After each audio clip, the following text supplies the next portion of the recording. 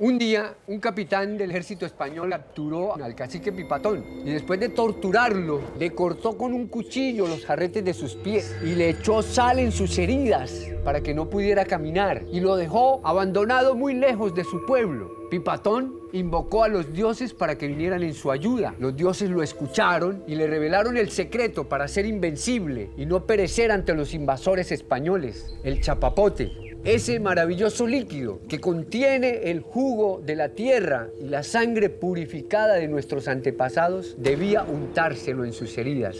Pipatón hizo caso y durante varios días con sus noches se untó ese milagroso líquido en sus heridas hasta que pudo caminar y fortalecido regresó a donde estaba su tribu. Los invasores españoles se preguntaban cómo Pipatón volvía con nuevos ánimos y cómo los miembros de su tribu se fortalecían untándose en su cuerpo todo ese líquido asqueroso que ellos llamaban estiércol del diablo, pero que en cambio para los indios yariguíes era la fuerza enviada por sus dioses.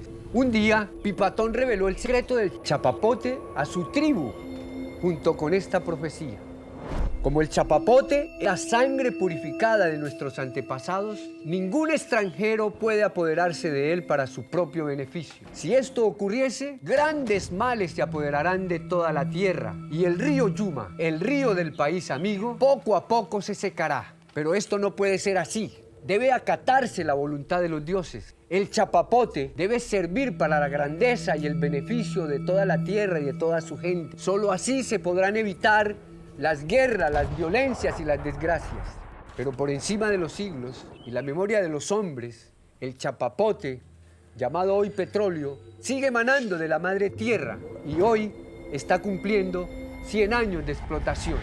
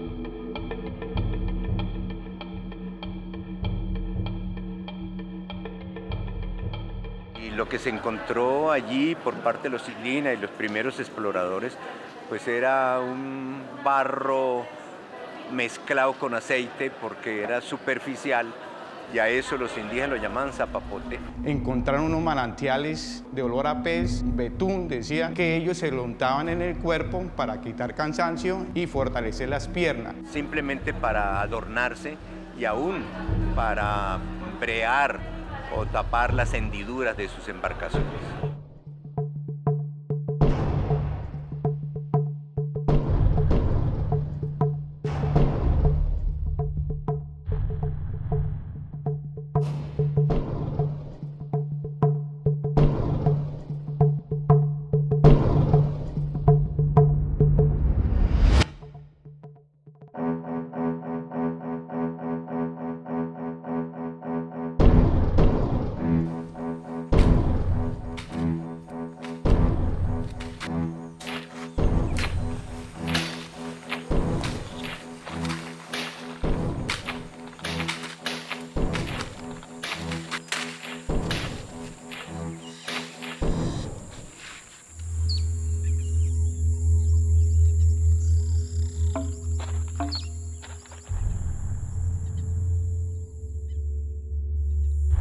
Él se dedica a explotar los frutos de las selvas, que eran la tagua, el canime, el caucho.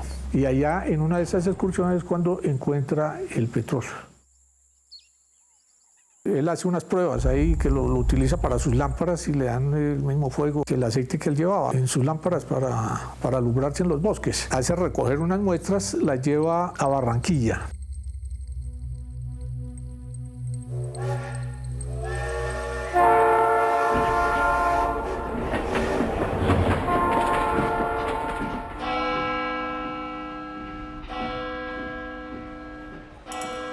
Y él les pide un certificado que esa sustancia era petróleo. Con ese certificado él pasa a varias casas comerciales para interesarlos en el negocio del petróleo.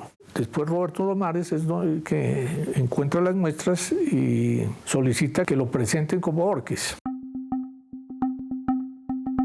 De Mares no conocía el sitio donde estaban las fuentes de petróleo, entonces se ve obligado a solicitar a Borges que lo lleve al sitio donde estaban las petroleras. Roberto de Mares vino y se quedó impresionado lo que José Joaquín Borges le demostró. Él encontró petróleo aquí en el Opón y Carare, todo lo que tiene que ver con el corregimiento del centro. En Barranca Bermeja, De Mares le ofrece una negociación en la cual De Mares se compromete a obtener una concesión del gobierno nacional que era presidido por su padrino obras, que era el general Rafael Reyes. El general Rafael Reyes hace el mejor regalo a un amigo de él, don Roberto de Mares, comerciante de Barranquilla, le otorga una concesión que se llama la concesión de Mares. Pero Roberto de Mares terminó traicionando a José Joaquín Borges y haciéndose adjudicar la concesión sin tener el dinero suficiente para iniciar las explotaciones petrolíferas.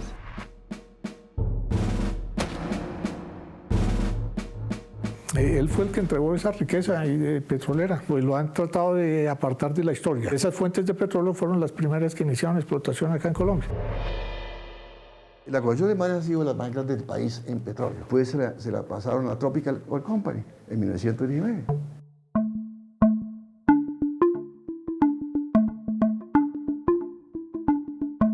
Y esta concesión tiene una duración de 30 años.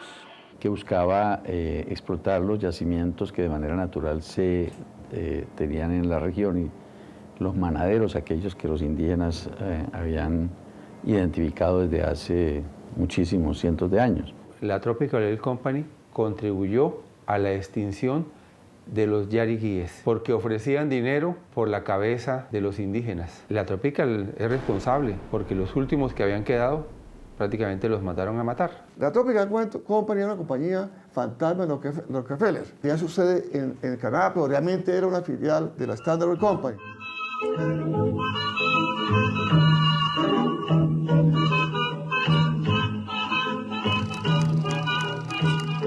Tropical daba todo. La Tropical tenía comisariatos, tenía su ganadería propia, sus mataderos, tenía sus hospitales, porque le tocaba. Todo lo que hay construyó la Tropo, inclusive las casas de madera eran donde vivían los gringos. Construye la refinería, que comienza a operar en 1922, y luego viene la construcción de las plantas de gas en 1927. Entonces, comienza todo. Se crea el complejo, que es un sitio cerrado. En esa época, inicialmente era una cosa cerrada. Aquí están los gringos y aquí está el resto.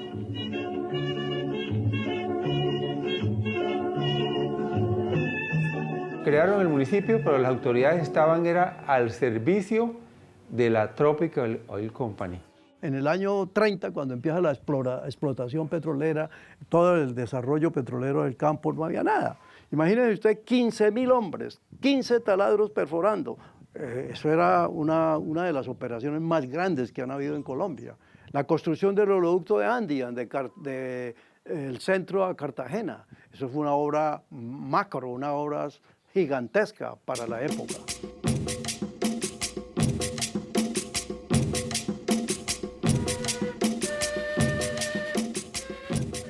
En medio de una selva difícil, en las cuales la Tropical, para poder traer gente, para poder tener mano de obra, fue necesario hacer todo, construir viviendas, hospitales.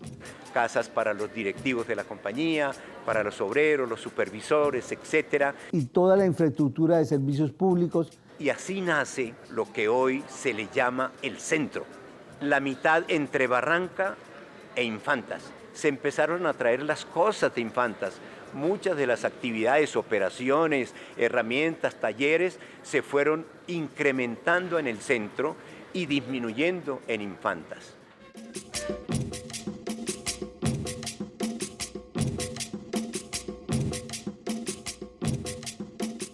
En el centro para los años de 1930, 1935, 1940 era una barranca pequeña, pero mucho mejor que Barranca.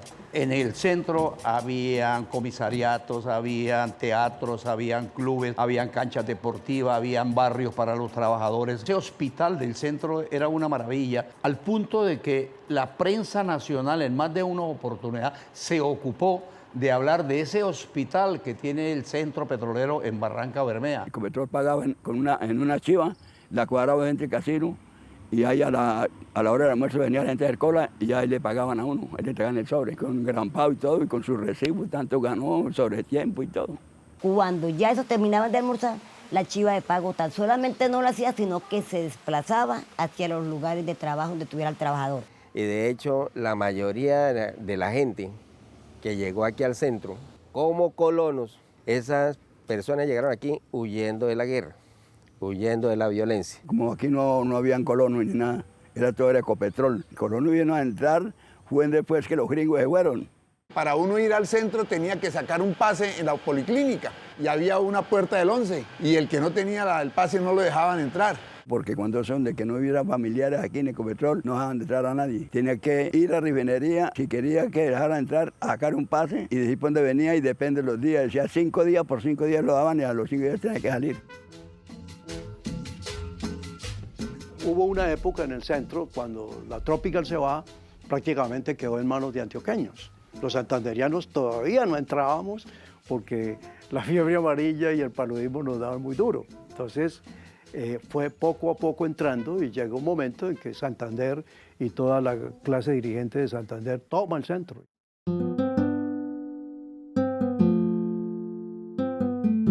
La única etnia colombiana que se adapta es toda esta gente de origen afro que viene de la ribera del Magdalena y de los departamentos de Atlántico, Bolívar, Magdalena.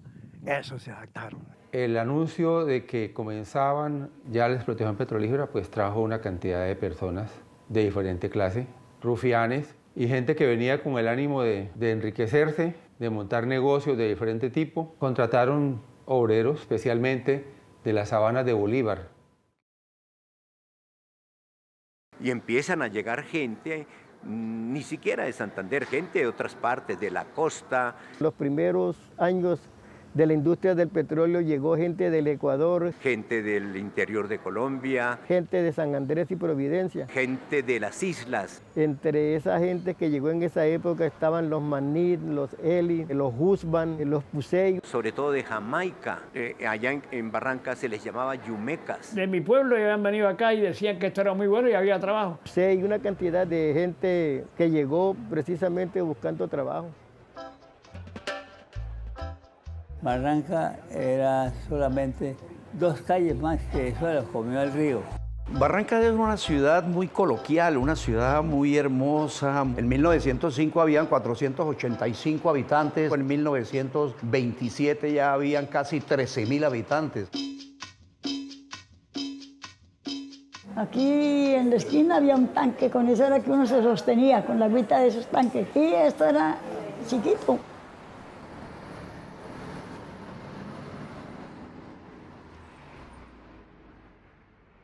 Olía a un enclave de progreso y veía un ambiente de trabajo, se respiraba trabajo y había un olor que no se puede cambiar, un olor a petróleo.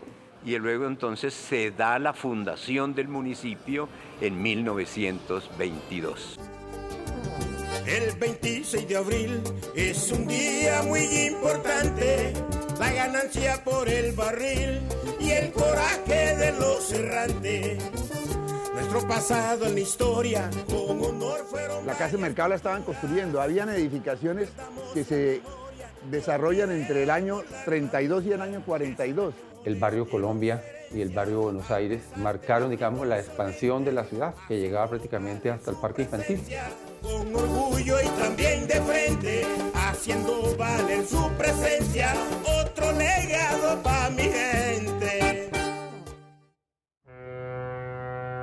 El río Magdalena subía hasta Dorada. El río Magdalena comenzó a ofrecer transporte, entonces aparece pues las comunicaciones de pueblos como Barranca Bermeja. El Magdalena ha sido la fuente de mi trabajo. Mis abuelos fueron navegantes, los bisabuelos, tatarabuelos. La navegación viene de descendencia.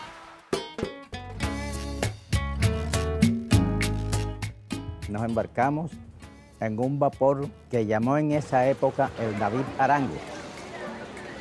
Entonces yo ya empecé a conocer lo que era el río, los pueblos de la orilla del río y llegamos aquí a Barranca. Habían hamacas para los que venían de tercera. Había orquesta en el buque, arrimaban a la María de los Puertos, al Banco, a Puerto Wilches, a Magangué. Unas 40 o 50 personas. Había camarote y todo. Había comida. Primera, segunda y tercera. Los de primera eran los de caché. Los de segunda eran los donde vaya a bajar el populacho. Los de tercera sí era hamaca, puros costeños, puros sabaneros. Que se estrella con el mar. No había vías, todo entraba por el río. La Tropical empezó a construir un ferrocarril entre Barranca e Infantas. Cuando el ferrocarril iba en la zona que hoy es el centro, se descubrió uno de los campos más importantes en el mundo en esa época, que es el campo de la Cira. Y estamos hablando de mediados de 1924. Y es que la Tropical, cuando ve esa magnitud de ese campo más rico que el de Infantas, pues decide parar el ferrocarril ahí.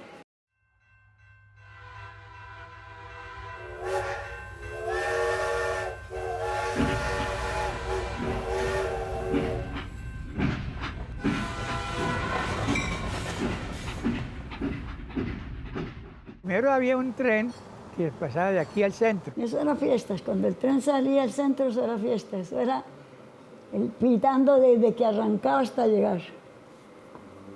Era bonito Barranca.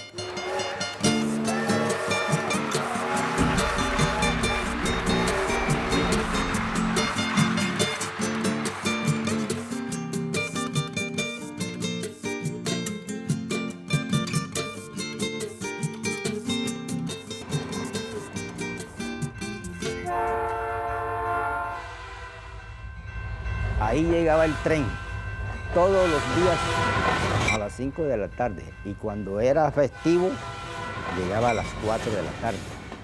Hoy se oía el pito.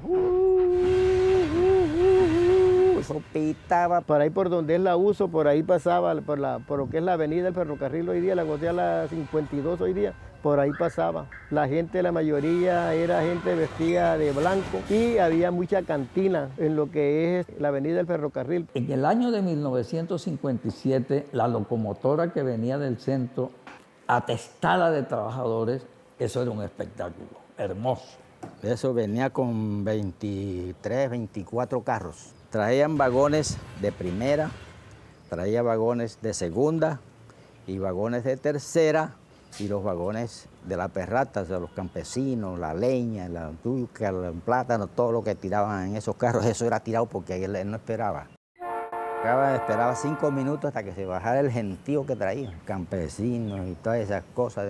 Ahí bajaba la gente del centro, los cacheros que venían de camisa blanca hasta aquí con zapatos blancos.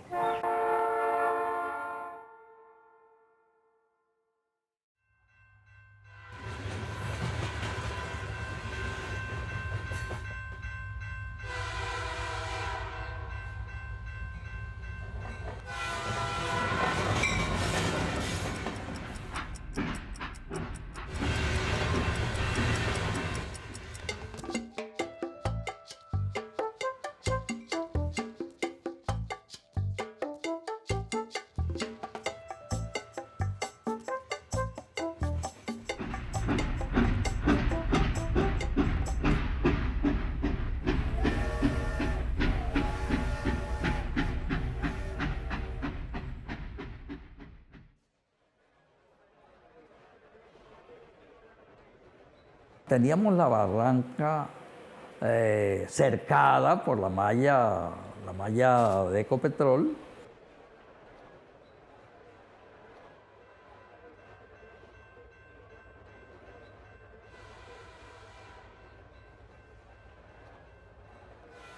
Ahí duraban 4, 5, 6 días esperando que lo llamaran y hacían su sancocho, juego de dominó, de baraja, hasta que lo llamaran ahí, esperanzado que lo llamaran. Si no lo llamaban, para casa y el día siguiente otra vez para allá. Esa era la famosa malla.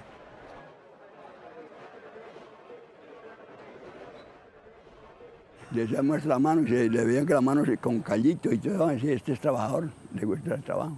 Todo esto eran callos de ordeñar. Yo ordeñaba 90 novillas, vacas, con 2 maneadores.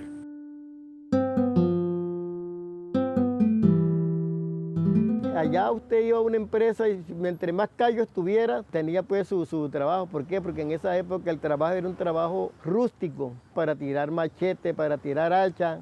Y por lo tanto, pues entonces esas personas que tenían las manos llenas de callos eran las personas que sabían que sí estaban dedicadas a ese trabajo. Y para trabajar en la oficina, pues usted por ahí medio escribía con un tercero, un cuarto, un quinto de primaria, con eso estaba usted trabajando en la oficina. La gente trabajaba por el pito, empezaban a las 6, salían a las 12 a almorzar y después salían a las 4. Nosotros teníamos aquí un símbolo que se llamaba el pito de la refinería, que no solamente era para los trabajadores, para marcarle la entrada y salida de los trabajadores, sino también para la ciudad, porque lo utilizábamos mucho.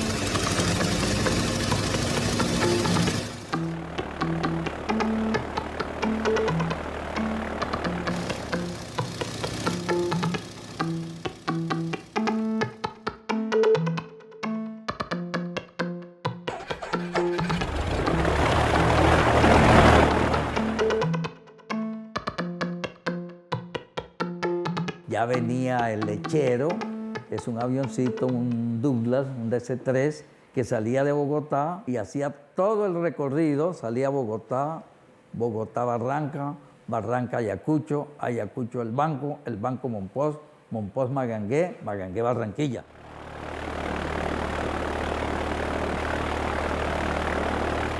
Posteriormente, en el gobierno del general Rojas Pinilla, él tuvo la visión de que había que tener un aeropuerto para Barranca. Cuando nosotros inauguramos el aeropuerto de Barranca en 1956, era el segundo aeropuerto en importancia de Colombia.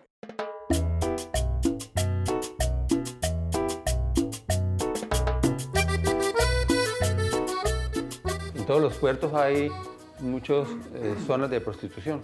Era la única actividad, la única diversión. La avenida llamada El Ferrocarril era un nido copioso de bares, cantinas, prostíbulos. Los sábados, a esos petroleros ansiosos de tomarse una cerveza fría y buscar una compañera con que poder disfrutar, los trabajadores iban desesperados a ese sitio, venían con platica porque les pagaban las quincenas o las semanas y venían a derrochar lo que realmente se habían ganado con mucho sudor y mucho trabajo. Pero era en la época, yo digo que una época hermosa de Barranca Bermeja. Al norte de la ciudad estaban otros prostíbulos gigantescos. Y me acuerdo los más famosos, la Mafafa, Tango Bar, el Tiburón, American Bar, el Infierno, Platanal, El Hijo de la Noche, Siboney, Bar Medellín, Tres Esquinas, El Oso Peludo, Casa de Lata, Bar Barranca, Casa de Zinc, La Cucaracha. Habían francesas, panameñas, holandesas, de todas esas nacionalidades. toda la avenida. Sí, porque usted no encontraba tiendas y no para tomar. Y había más de 20 casas de atención especial.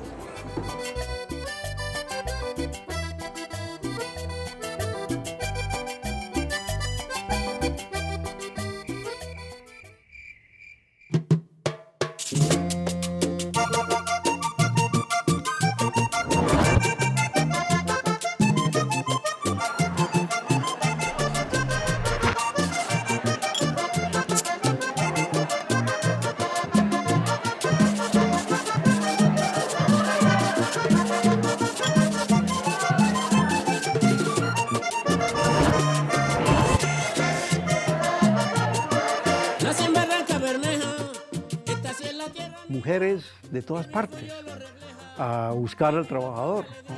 Esto es humano. Nací en Barranca Bermeja, esta sí es la tierra mía y mi orgullo lo refleja. La refinería en sus orígenes tomaba las materias primas esencialmente del área aledaña. Entonces estaban los campos de las Islas Infantas y posteriormente se fueron dando desarrollos en el área de Casabe. Se fueron desarrollando otros campos acá mismo dentro de los predios de la refinería, en el área norte, lo que son Campo Gala, Galán, Llanito. Y básicamente esa era la fuente de los crudos que procesaba la refinería. Todo viene de Estados Unidos. Son unas cosas, por supuesto, de esa época todavía muy rudimentarias. La producción era pequeña, era solamente para abastecer un poco ahí la región, el país, ¿no es cierto? Pero eso fue ampliándose constantemente.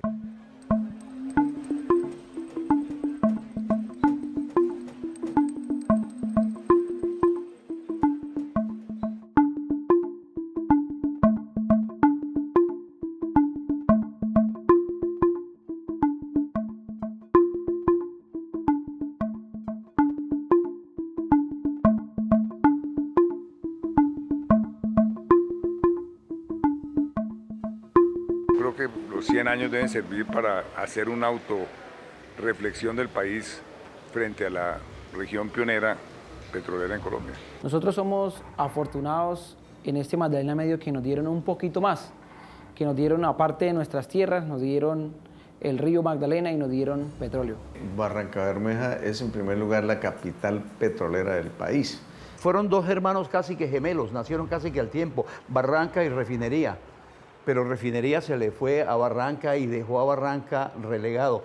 Aquí en Barranca Bermeja es lamentable encontrar que no hay ni siquiera un mínimo nivel de industrialización y que lo poquito que hay, como es la planta de fertilizantes, está hoy agónica. El petróleo para Colombia pues ha sido muy importante, es decir, ya empieza su desarrollo vial, su desarrollo industrial, gracias a ese energético, y hoy sigue pues el complejo de Barranca Bermeja, el más grande de Colombia, sigue aportando a la economía nacional cantidad de combustibles y de petroquímicos con un aporte impresionante a la economía nacional.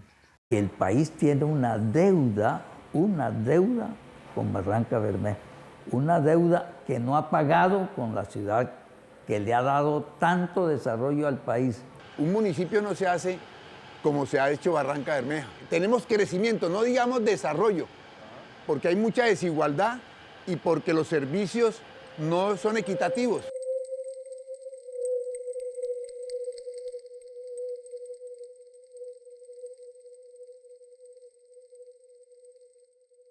Colombia en esos años es uno de los mayores exportadores de petróleo del mundo, por el petróleo de esa zona de Barranca Bermeja.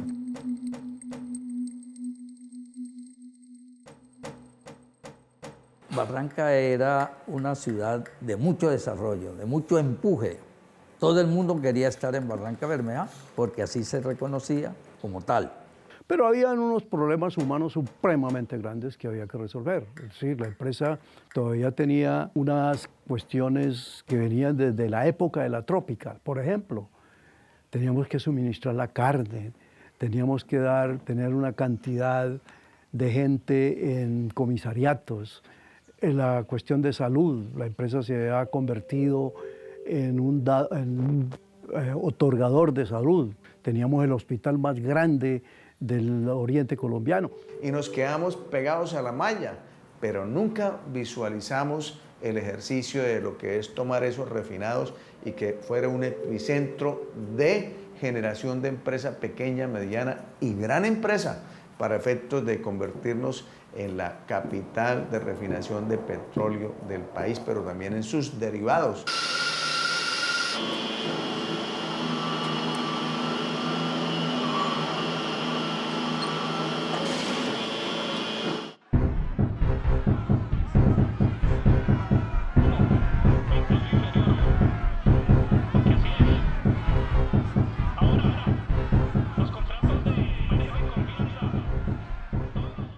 Es decir, a Barranca nadie le da nada. Aquí a todo lo que hay es peleado. Porque las condiciones laborales de los trabajadores eran precarias y habían problemas salubres.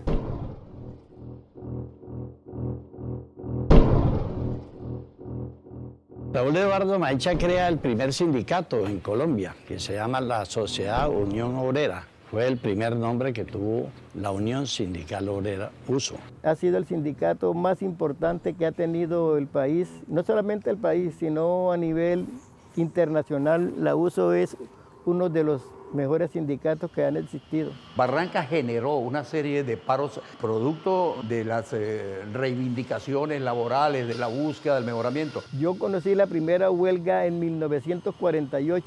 La del 71, porque en el 71 fue cuando votaron entonces poca gente y hubo mucho desastre con la empresa. Los machines los acabaron a cuchillos, les tocaban las bandas y eso es un desastre. Cuando eso hubo mucha gente votada. Llegaban y amenazaban a la gente, le botaban los boletines y por debajo, bueno, cebados, lo pelamos y tal, y tocó mucha gente, dice. Cuando esa huelga fue dura, fueron 71 días, pero hubo mucho desastre. Hubo hasta muertos. Mataron 2 directivos cuando era esa época. En la huelga del 77 despidieron 228 trabajadores.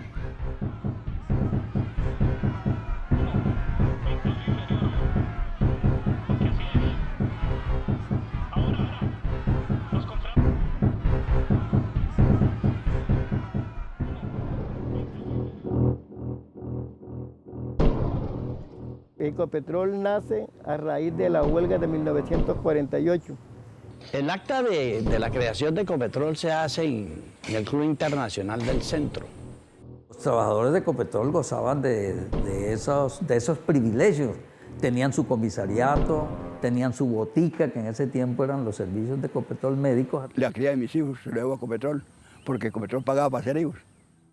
Ecopetrol impuso durante mucho tiempo alcaldes militares. Una empresa muy importante para el desarrollo del país hasta los 80. Pues fue cuando se hizo todo el desarrollo petroquímico del país.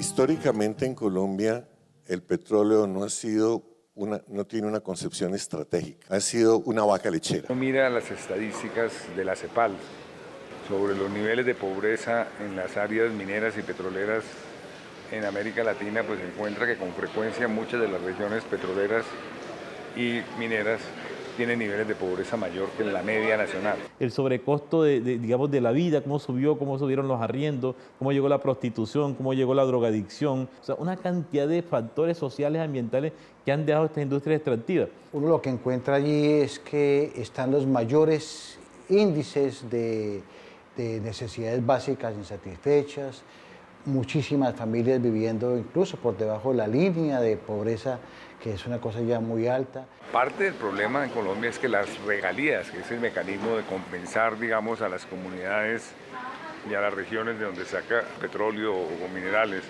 han sido vergonzosamente despilfarradas, vergonzosamente robadas, vergonzosamente mal utilizadas.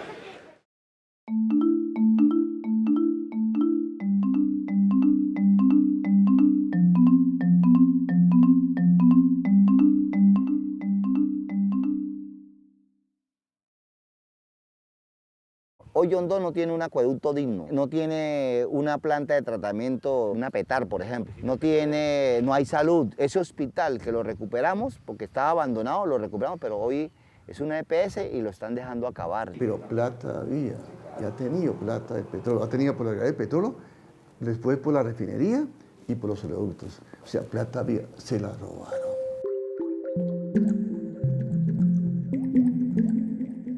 Hoy observamos en el centro, en esa región, como muchos de esos habitantes carecen del servicio de acueducto óptimo, no se consume una agua potable, igualmente en temas del alcantarillado, igualmente en temas de salud, igualmente en temas de vías, aún en temas de energización todavía y en temas del uso del gas. Se ha aportado con las regalías para transformar el capital natural en capital físico, en infraestructura, con dificultades.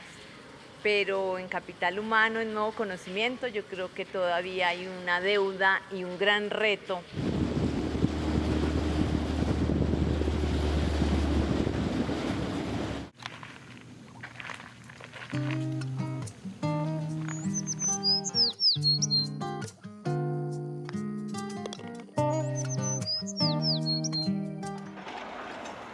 El país debe hacer un análisis muy crítico de lo que pasó en estos 100 años y mirar lo bueno, lo malo y lo feo de lo que ocurrió en Barranca. Desde el punto de vista ambiental, yo creo que los pasivos son enormes, ¿no? Hay una gran deuda ambiental con el país. Se hicieron unos daños muy graves en los acuíferos, en los suelos, en las ciénagas. Durante 50 años no hubo regulaciones ambientales, no existían en el mundo. Entonces hicieron muchos daños en medio de ese mundo no regulado ambientalmente. Pero lo grave es que una vez se aprobó el Código de Recursos Naturales y el Medio Ambiente, Ecopetrol no fue muy juicioso en el cumplimiento de la ley. No fue un buen ciudadano durante muchos años en el campo ambiental.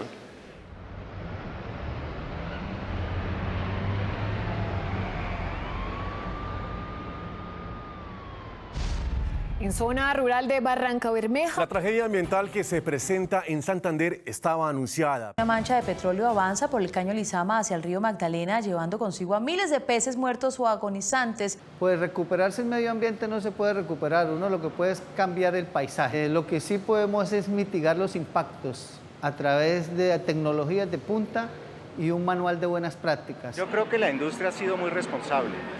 Y si precisamente uno piensa que nosotros llevamos 100 años, cada vez hacemos las cosas con estándares mejores, con mayor cuidado, nosotros vamos aprendiendo también.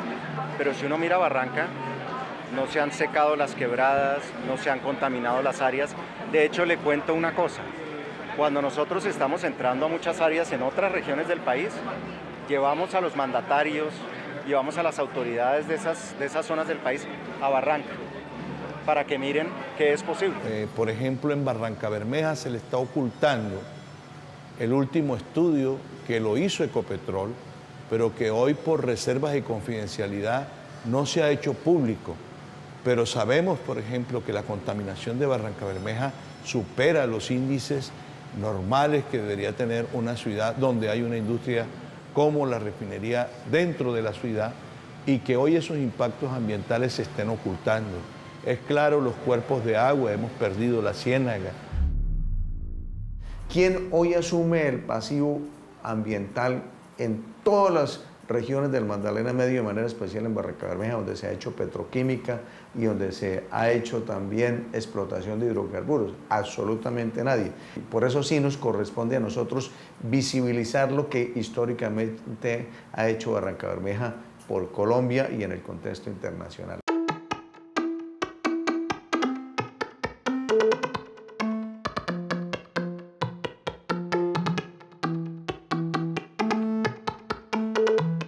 Entonces la ciudad necesita es un ejercicio que pueda permitir planear las alternativas que se puedan dar para sustituir la monodependencia del petróleo, para desarraigarnos, porque es que eso no es económico, eso es de aquí.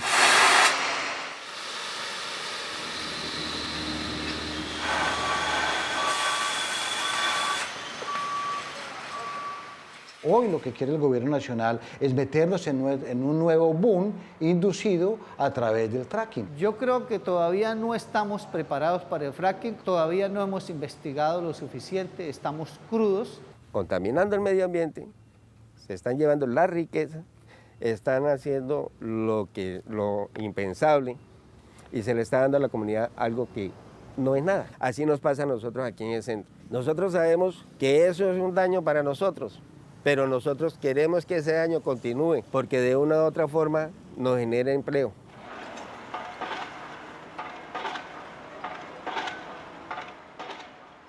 La gente está dispuesta a hacer cualquier transacción si en la transacción garantizamos dos finalidades: dignidad humana y cuidado de los bienes ecosistémicos del planeta. Hacer un pozo piloto aquí en Colombia con respecto al fracking no nos garantiza de que no nos va a impactar, porque los impactos del fracking se demoran más de 5 años.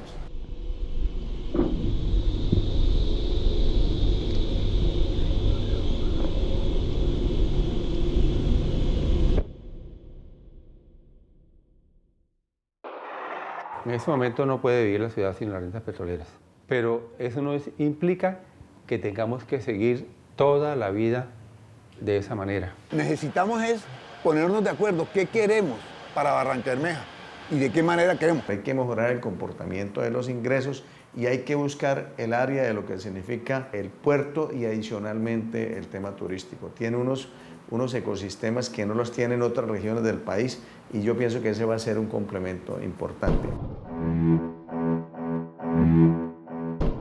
You know, I think the energy markets are changing. Suddenly, it makes sense to look at renewables, solar and wind. Each type of energy carries some kind of environmental risk, not just the oil, but also renewables, also electricity. Users of renewables carry significant risks that just have to be managed. So there's undoubtedly risks in oil development. There's been accidents in history. The industry has learned a lot from those accidents, and the public also has learned to hold the industry accountable for its operations. There has to be very robust environmental guidelines.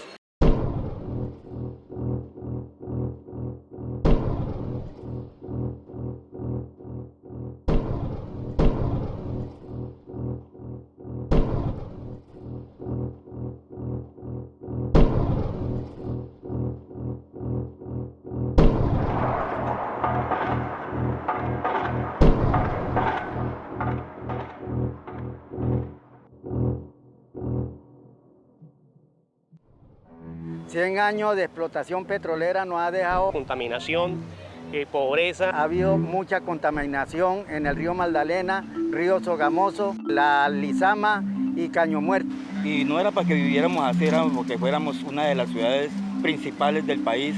Las grandes empresas vienen a explotar el petróleo, se lo llevan. No estamos en la capacidad de emplear a más nadie, porque ya acá en el muelle prácticamente no hay ventas. Ahorita mismo nosotros pescábamos en Aboque, Sogamoso, no podemos pescar porque dicen que ese pescado no lo compran porque está contaminado.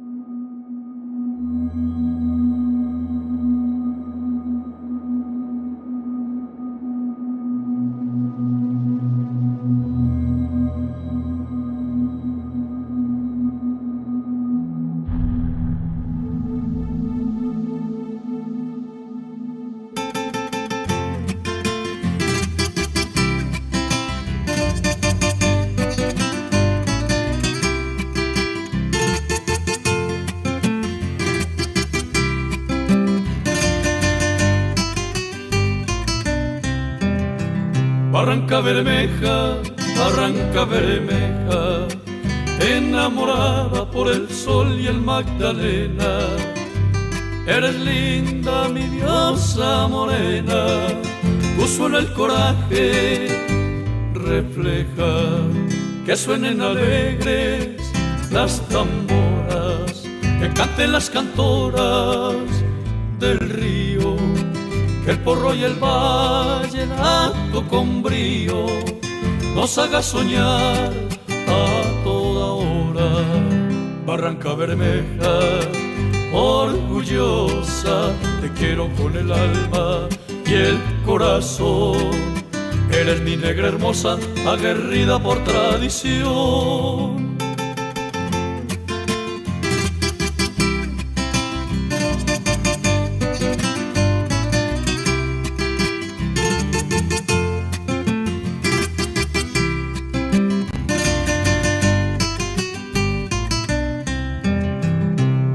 Tu gente Barranca Bermeja es cordial, igual que en el centro la fortuna, la verdad. Con alegres morenas de belleza natural, por las malas ellas tienen su vanidad. Barranca Bermeja tiene su tradición, la berraquera viene desde Pipatón. Defendemos la tierra con respeto, porque somos barranqueños netos. Barranca Bermeja, orgullosa, te quiero con el alma y el corazón. Eres mi negra hermosa, aguerrida por tradición.